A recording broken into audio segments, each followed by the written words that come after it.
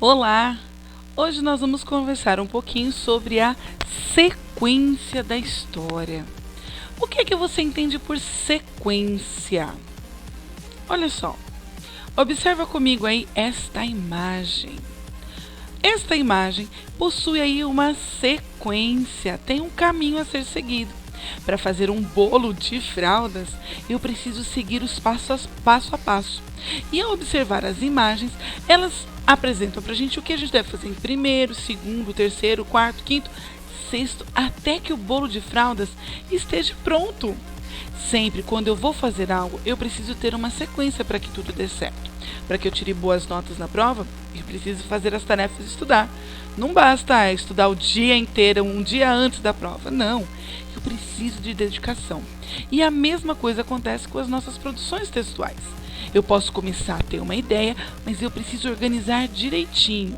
Na semana passada nós vimos como é importante a problematização. E eu quero comentar com vocês, quando eu falo começo, meio e fim, o que eu estou falando. Vamos incrementar ainda mais o nosso texto? Agora, eu quero que você observe aí, com bastante atenção, a tirinha. Observe cada um dos quadrinhos. No primeiro quadrinho, o Cascão está chegando no banheiro. Ele parece que sempre visita no banheiro, apesar que ele não gosta muito de tomar banho. No segundo quadrinho, ele fica de frente para a balança, depois ele sobe. De repente, alguma coisa acontece e ele fica decepcionado. Só que atrás dele está a mãe, que a mãe observou o Cascão. Então a mãe vai lá, passa o espanador nele. Ele ainda está em cima da balança, mas agora ele ficou feliz. O que será que aconteceu aí? Vamos olhar com calma? Observa aqui comigo. A primeira parte, esses 3 primeiros quadrinhos, estão mostrando pra gente algo que provavelmente o Cascão faz sempre. O que ele está fazendo? Ele está se pesando. Ele tem o hábito de ir até o banheiro para se pesar. Então eu estou contando a história antes do problema. Eu estou apresentando o início da minha história, o começo.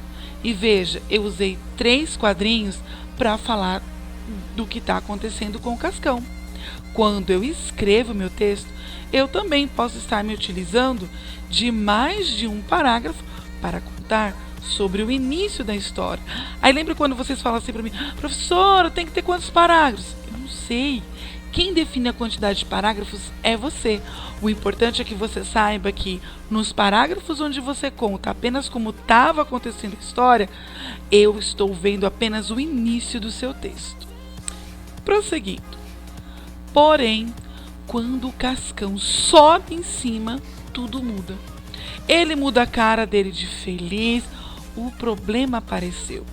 Provavelmente a gente tem a impressão, quando lê toda a tirinha, que ele estava muito pesado. E aí ele fica desanimado, ele fica triste. Ele está com um problema. Como resolver o problema do grande peso que ele está tendo?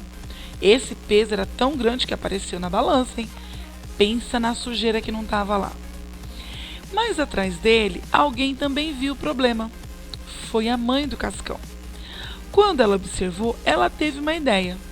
Foi lá e passou o espanador de poeira. Esse é um artefato que tira a poeira da casa, dos móveis. E passou no Cascão. Nesse momento aqui, nós temos o desenvolvimento da nossa história. Nós temos o meio da história. Conta quando o problema chegou, o que foi acontecendo depois que o problema se instaurou. O Cascão ficou triste, a mãe dele chegou e começou a espanar ele. Tudo isso faz parte do meu desenvolvimento. O que está acontecendo? Em 3 tirinhas eu contei para você o problema e o que começou a acontecer depois que o problema apareceu.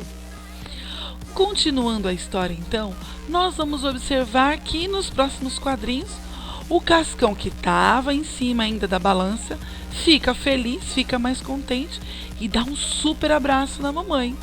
Então, em 2 quadrinhos, eu contei o fim da nossa história. Como foi solucionado esse problema?